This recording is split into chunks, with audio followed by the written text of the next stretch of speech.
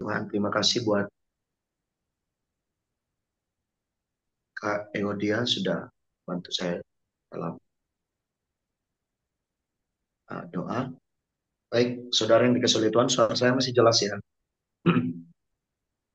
Ya, di sini juga tadi sore baru ini selesai hujan deras. Jadi kalau memang nanti agak kurang jelas suara saya, nanti boleh disampaikan saja ya. Baik, sekali lagi saya ucapkan selamat malam, shalom buat kita semua dalam room ini. Saya percaya sekalipun kita hanya baru 8 orang ya, sekalipun kita sudah share ke grup-grup yang lain yang mungkin ya uh, masih ada kesibukan yang lain dan juga ada yang berhalangan, tidak mengapa, karena firman Tuhan mengatakan ya, dua tiga orang hadir bersekutu berseru memanggil nama Tuhan, Tuhan hadir dan Tuhan ada bagi kita, khususnya dalam ruang Zoom malam hari ini. Baik Bapak Ibu Saudara yang diberkati oleh Tuhan, kita langsung saja membuka Alkitab kita. Bapak Ibu dan Saudara bisa perhatikan dalam Alkitabnya firman Tuhan yang terambil di dalam Kejadian pasal 45 ayat 4 sampai ayat yang ke-8. Sekali lagi saya ulang, teman-teman, Bapak Ibu dan Saudara boleh memperhatikan dalam kitabnya, dalam Alkitab, dalam Kejadian pasal 45 ayat yang keempat, mulai ayat yang keempat sampai ayatnya yang ke-8. Saya baca, Bapak Ibu Saudara perhatikan dalam Alkitab ataupun Alkitabnya ya. Saya baca begini firman Tuhan. Lalu kata Yusuf kepada saudara-saudaranya itu, marilah dekat-dekat. Maka mendekatlah mereka. Katanya lagi, akulah Yusuf saudaramu yang kamu jual ke Mesir. Tetapi sekarang janganlah bersusah hati dan janganlah menyesali diri. Karena kamu menjual aku ke sini, sebab untuk memelihara kehidupanlah Allah menyuruh aku mendahului kamu. Karena telah 2 tahun ada kelaparan dalam negeri ini, dan selama 5 tahun lagi orang tidak akan membajak atau menuai. Maka Allah telah menyuruh aku mendahului kamu untuk menjamin kelanjutan keturunanmu di bumi ini dan untuk memelihara hidupmu sehingga sebagian besar daripadamu tertolong. Jadi bukanlah kamu yang menyuruh aku ke sini, tetapi Allah. Dialah yang telah menempatkan aku sebagai bapa bagi Fir'aun dan tuan atas seluruh istananya dan sebagai kuasa atas seluruh tanah Mesir. Puji Tuhan, itu kebenaran firman Tuhan. Tema yang saya angkat untuk dapat saya sharingkan malam hari ini merajuk dalam konteks Kejadian pasal 45 ayat yang keempat sampai ayatnya yang ke-8 yang sudah kita baca. Nah, merajuk dari situ tema saya angkat Seeing the Invisible. Jadi kurang lebih bahasa Indonesianya melihat yang tak terlihat. Nah, jadi tokoh yang saya angkat di sini adalah tokoh yang sangat luar biasa yang bernama Yusuf. Bapak Ibu, saudara yang dikasih oleh Tuhan, saya lihat rata-rata di sini juga tenaga pengajar ya di BCB dan juga kita ya rata-rata saya perhatikan hamba Tuhan ya. Jadi tidak asing dengan bagaimana tokoh yang bernama Yusuf ini Tuhan pakai menjadi saluran berkat bagi kita saat ini.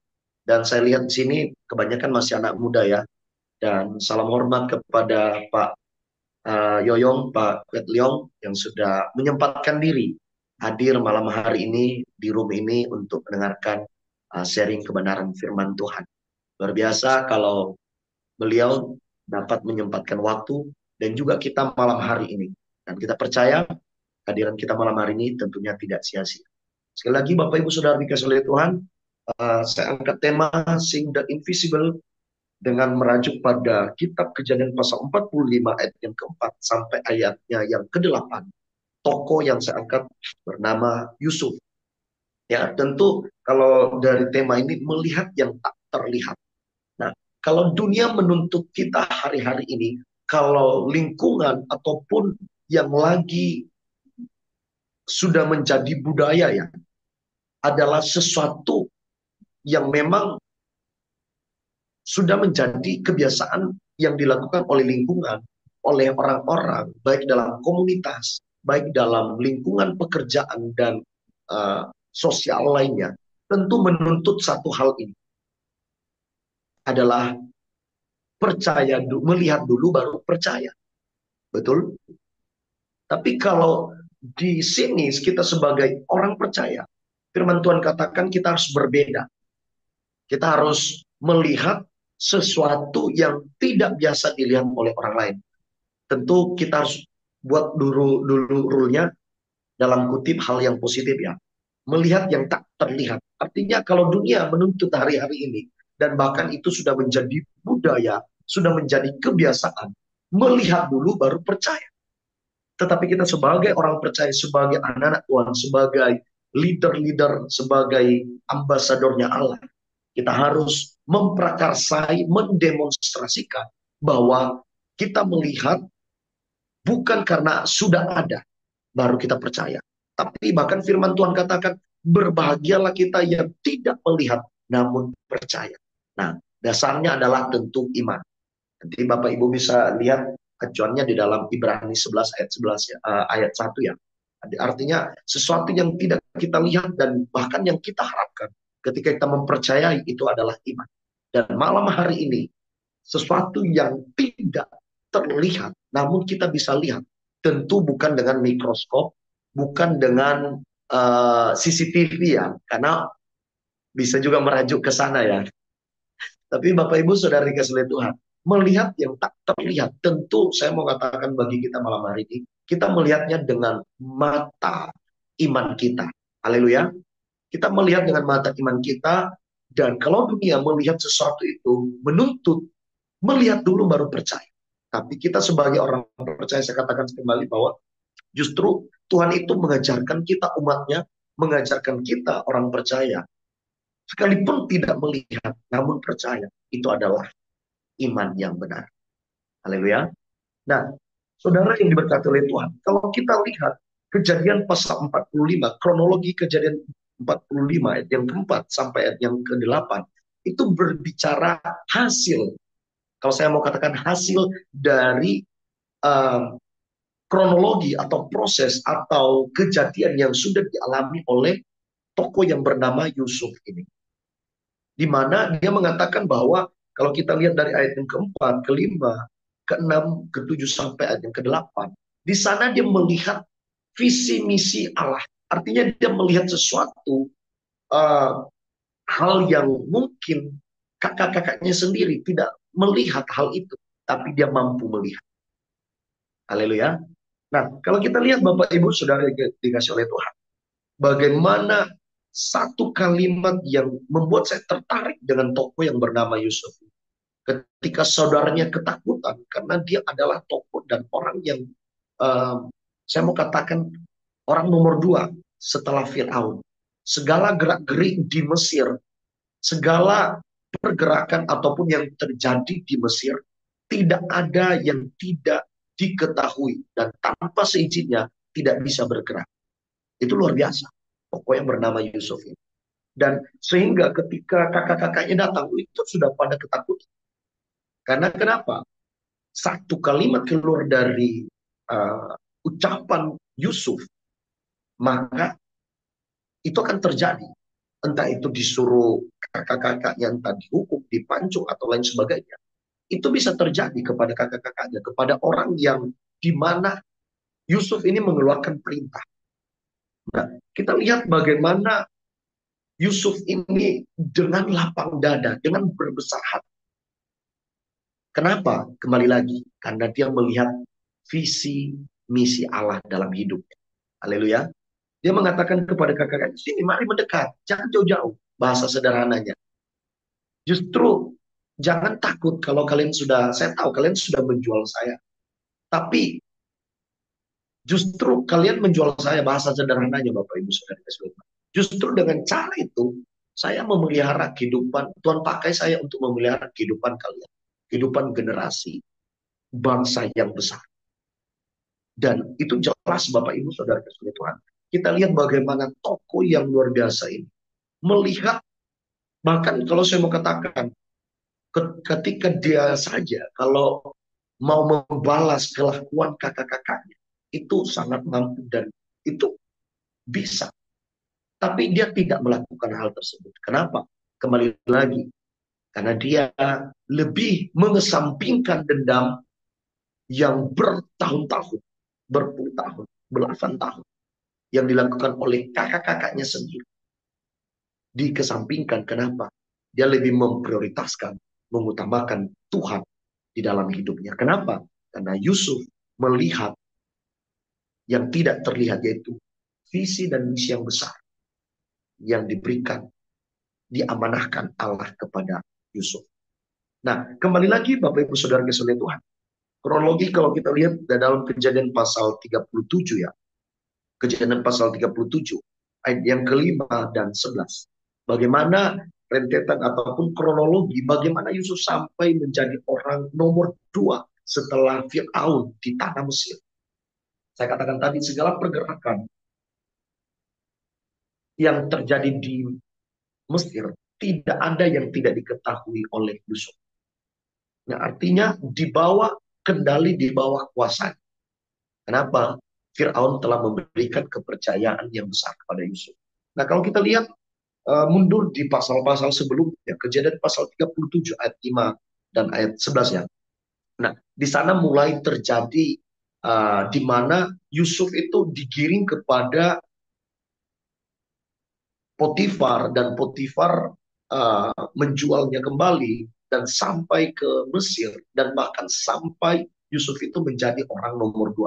Nah, kalau kita lihat kembali ke belakang, kronologinya di dalam Kejadian pasal 37, itu kan terjadi karena uh, Yusuf ini dikenal oleh kakak-kakaknya. Dia ini adalah seorang pemimpi.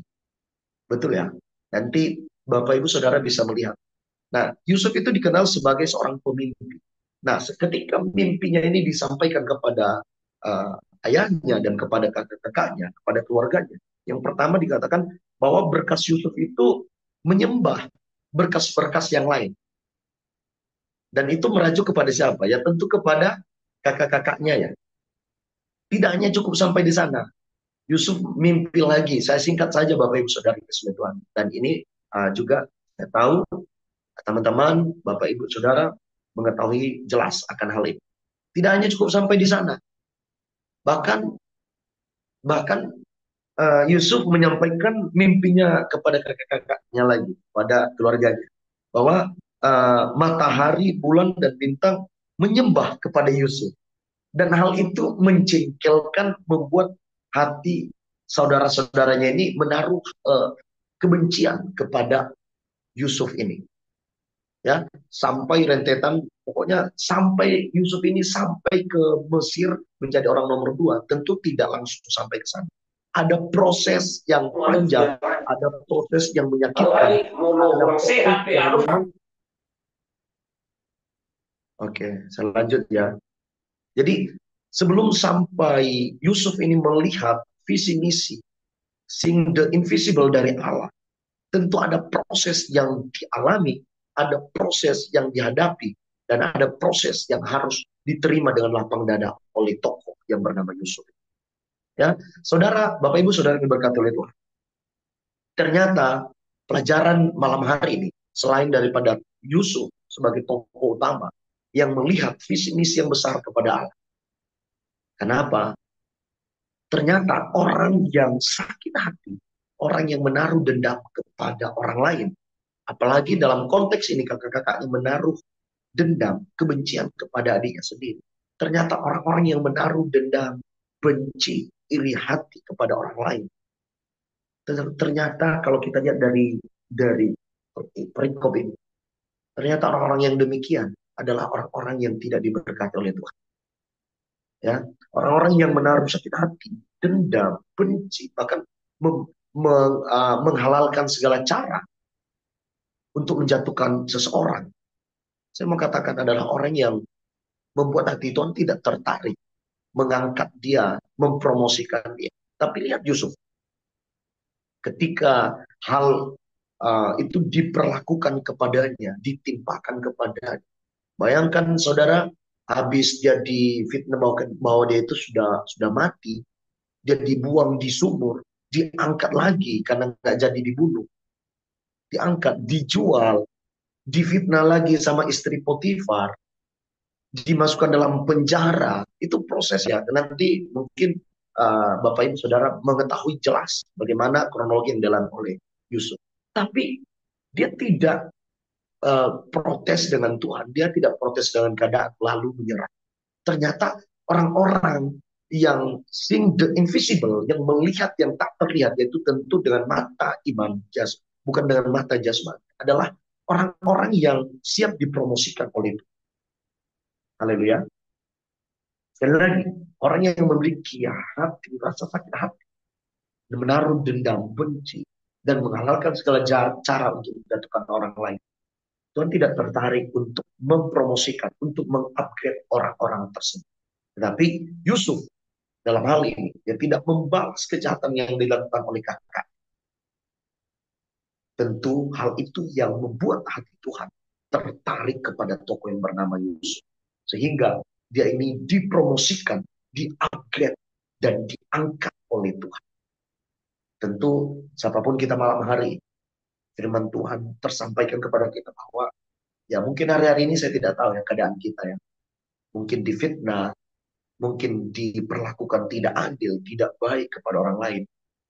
Jangan ambil bagiannya Tuhan untuk membalas, menghakimi, dan melakukan hal yang serupa yang diperlakukan oleh orang tersebut kepada kita. Karena kita belajar dari tokoh yang bernama Yusuf. Dia tidak mengambil bagian Tuhan untuk membalas dendam, untuk menghakimi kembali, dan melakukan apa yang dilakukan oleh orang tersebut kepadanya, yaitu kakak-kakaknya sendiri. Itu pelajaran yang pertama. Yang kemudian, saudara yang dikasihi oleh Tuhan, orang yang melihat yang tidak terlihat, yaitu visi misi kepada Allah. Dan tentu orang-orang yang melakukan hal tersebut adalah orang-orang yang saya katakan tadi, orang-orang yang membuat hati Tuhan itu tertarik. Dan orang-orang tersebut adalah orang-orang yang siap dipromosikan oleh Tuhan, siap di-upgrade, bukan dirinya sendiri yang mengupgrade. Tentu Tuhan yang mengupgrade, mengangkat orang-orang tersebut. Yang berikutnya, orang yang melihat yang tidak terlihat, tentu visi dari Allah, adalah orang-orang yang juga memiliki prinsip keteguhan di dalam kebenaran. Ya, kita lihat bagaimana waktu Yusuf ya, apalagi di sini banyak saya lihat masih muda-muda ya, masih muda-muda. Kalaupun ada orang tua kami, Pak Yoyong, Pak Petliong di sini ya, tentu masih jiwa muda ya. Tapi yang saya katakan begini, orang yang melihat visi dari Allah dan mau terlibat di dalamnya dan mau melakukan adalah orang-orang yang memiliki prinsip keteguhan di dalam memegang kebenaran. Yang di atas ya, tidak di atas tidak. Karena firman Tuhan juga mengatakan demikian. Nah, bagaimana proses Yusuf menjadi orang nomor dua? Tentu karena dia juga memiliki prinsip yang kuat. Ya, memiliki prinsip yang kuat. Memegang teguh nilai-nilai kebenaran. Ya, kita lihat bagaimana waktu dia di fitnah oleh istri daripada Potifar. Nah, itu baru berbicara tentang gairah ya, dalam hal seksualitas. Ya, tapi dalam keseluruhan, saya mau katakan, kita jadi sebagai orang percaya, ketika kita mau berpartner dengan Tuhan, Tuhan mau angkat kita, mempromosikan kita, tentu kita juga harus memiliki prinsip dan keteguhan di dalam memegang nilai kebenaran. Ya, di atas ya, tidak di atas tidak. Bagaimana Yusuf menolak ketidakbenaran yang ditawarkan oleh istri Potifar kepadanya. Dia berani mengatakan tidak. Sekalipun konsekuensinya dia harus difitnah kembali dan dimasukkan dalam penjara. Dia siap. Pelajaran penting yang kita dapat malam hari ini dalam memegang prinsip keteguhan, memegang nilai kebenaran. Sekalipun dunia menganggap kita norak, sekalipun dunia menganggap kita itu nggak relevan lagi lah, nggak ngetren, kamu begini, kamu buat begini dan sebagainya. Sehingga orang sering mendiskriminasikan kita. Tapi saya mau katakan, kebenaran itu, nilai kebenaran ataupun kebenaran itu tidak langsung muncul ataupun hadir saat itu juga. Dia berproses. Tapi apapun ceritanya, ketidakbenaran akan terlihat, akan nampak pada waktu. Ya, kita belajar dari tokoh yang bernama Yusuf. Justru dengan kronologi ketika istri daripada Potifar, maaf, uh, di mana saat itu si Yusuf tidak mengindahkan, tidak merespon tawaran yang ditawarkan kepadanya oleh istri Potifar. Justru hal itu yang membuat dia menerima konsekuensi. Sehingga dia masuk dalam penjara. Tapi jangan lupa, hal itu yang justru yang mengangkat ya. Pada akhirnya menjadi orang yang nomor dua. Menjadi orang nomor dua di tanah Mesir. Berikutnya, saudara yang berkata oleh Tuhan, saya percepat saja. Orang yang melihat yang tidak terlihat, melihat visi misi dari Allah adalah orang juga orang yang tidak suka protes, tidak suka mengeluh.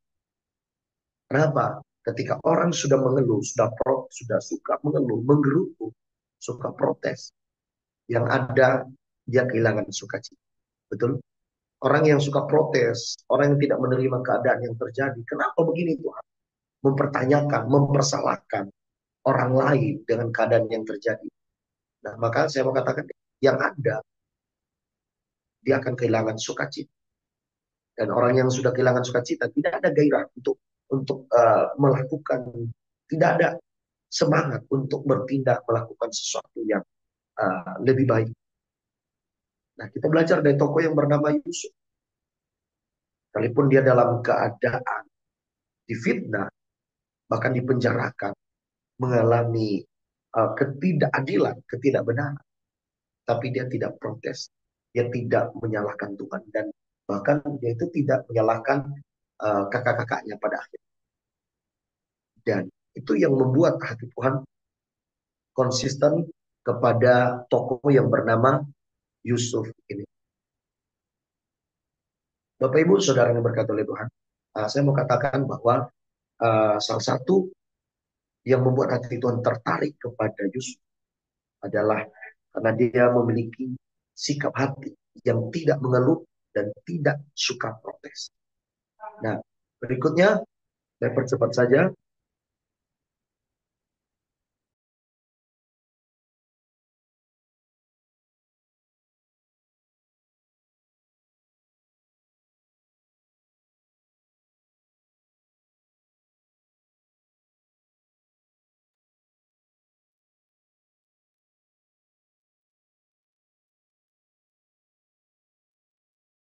Kalau suara saya masih jelas.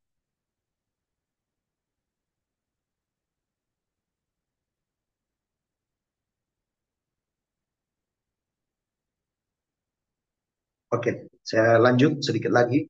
Bapak Ibu saudara dikasih oleh Tuhan, orang yang juga melihat yang tidak terlihat tentu visi misi dari Allah.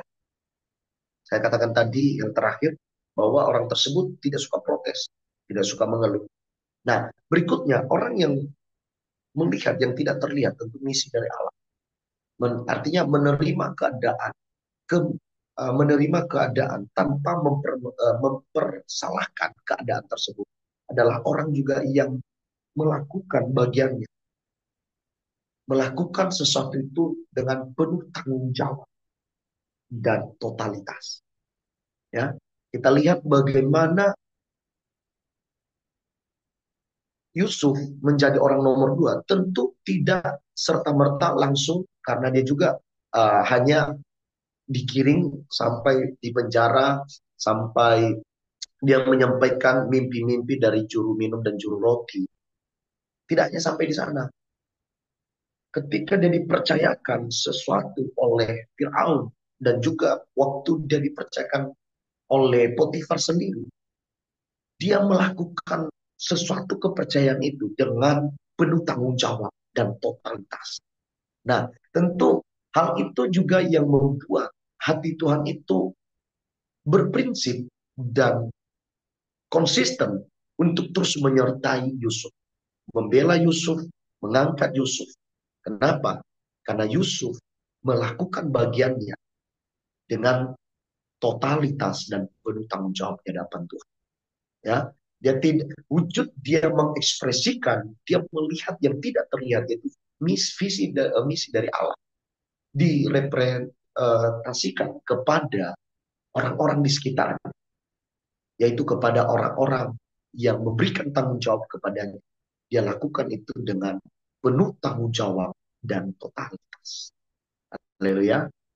Malam hari ini kita belajar dari tokoh yang bernama Yusuf. Seeing the invisible, melihat yang tidak terlihat dengan bukan dengan mata jasmani, tentunya dengan mata rohaninya, lebih tepatnya dengan imannya. Jadi semua yang dilakukan oleh Yusuf itu berdasarkan dengan tindakan imannya kepada Tuhan. Dari mana kita lihat? Dari Kejadian pasal 45 ayat 4 sampai 8. Ya, dan orang yang melakukan sesuatu, tadi saya katakan, orang yang melihat visi misi dari Allah, dia tidak suka menaruh dendam benci dan juga melakukan segala sesuatu tadi dengan penuh tanggung jawab dan totalitas. Dan pesan terakhir yang saya mau sampaikan dari kronologi yang dialami oleh Yusuf ini, ternyata Tuhan memberikan pesan kepada kita bahwa tidak semua orang terdekat kita, tidak semua saudara, tidak semua sahabat dan orang-orang yang kita anggap adalah partner kita adalah orang-orang yang tentu mendukung kita juga dalam keadaan apapun. Ini dapat kita lihat yang dialami oleh Yusuf. Ternyata yang memperlakukan dia tidak adil itu, bahkan hampir-hampir dia itu dibunuh, bukan orang lain. Ternyata yang melakukannya adalah saudara-saudaranya sendiri. Itu mengisyaratkan kepada kita bahwa untuk bersosial, sekalipun kepada keluarga sendiri, dan juga kepada lingkungan, kepada sahabat, kepada partner, kita juga perlu bijaksana untuk menyikapi sikap-sikap ataupun tindakan mereka. Supaya apa? Supaya kita juga dapat lebih bijak memutuskan ataupun mengambil tindakan-tindakan kita kepada orang-orang di sekitar kita.